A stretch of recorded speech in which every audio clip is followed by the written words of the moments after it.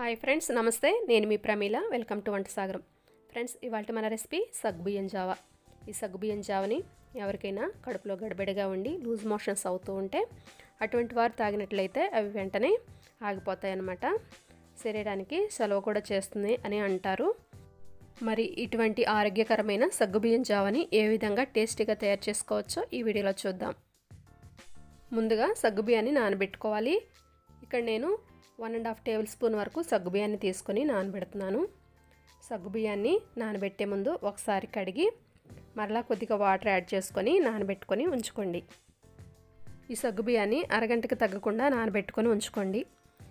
ఇలా నానబెట్టుకోవడం వల్ల ఇవి త్వరగా ఉడికిపోతాయి.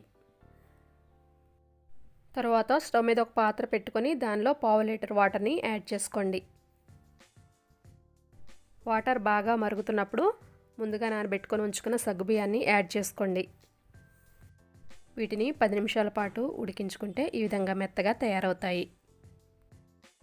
ఇప్పుడు దీనిలో 1 టేబుల్ స్పూన్ బెల్లం, చిటికెడు ఇలాచీ పౌడర్ని యాడ్ చేసుకొని బాగా కలుపుకోండి.